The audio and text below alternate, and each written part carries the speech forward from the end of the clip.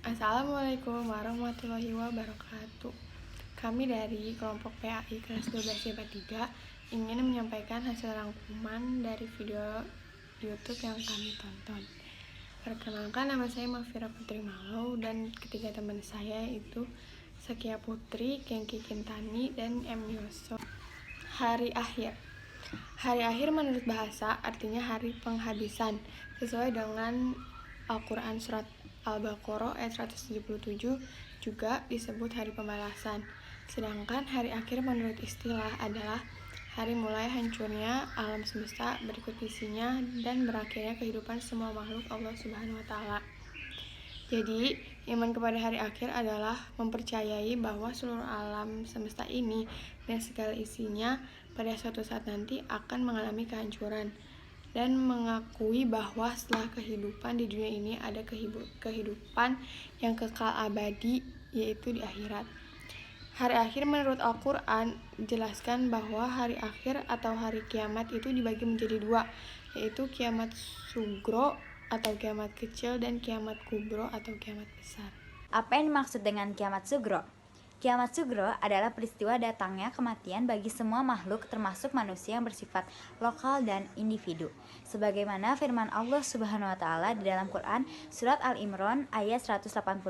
Dijelaskan di tiap-tiap yang bernyawa pasti merasakan mati. Nah, sedangkan kiamat kubro adalah peristiwa berakhirnya seluruh kehidupan makhluk dan hancur leburnya alam semesta secara total dan serentak. Sebagaimana firman Allah Subhanahu wa Ta'ala dalam Quran surat At-Takwir ayat 1-3. Apabila matahari digulung, apabila bintang-bintang berjatuhan, dan apabila gunung-gunung dihancurkan. Berdasarkan ayat-ayat tersebut, peristiwa kiamat merupakan kejadian yang sangat hebat, yaitu tatkala malaikat Israfil meniup sangkakala, kemudian bumi diangkat, gunung-gunung dibenturkan, dan terjadilah kerusakan hebat.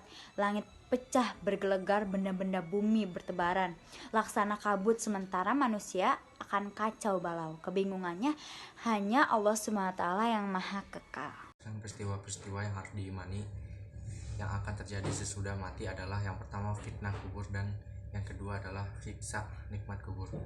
Apa yang dimaksud dengan fitnah kubur? Yaitu beragam pertanyaan yang diajukan kepada orang yang udah meninggal tentang Tuhannya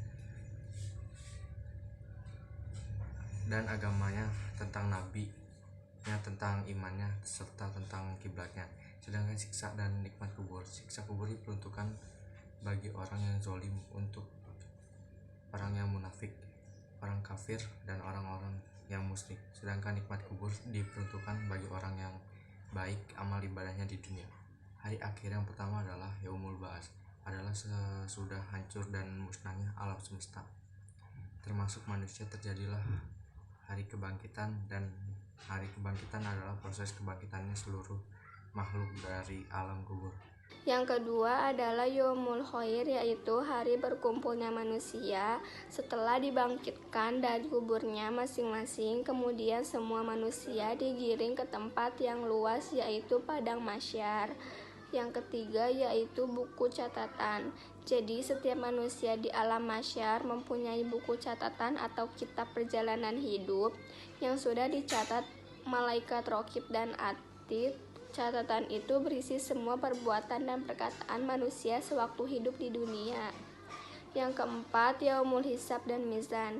Yaumul Hisab adalah hari ketika Allah Subhanahu wa Ta'ala memperlihatkan semua amalan di akhirat untuk dihisab. Segala dosa besar dan kecil dihitung dengan seksama dan teliti. Ketika amalan mereka dihitung, anggota tubuh mereka ikut menjadi saksi.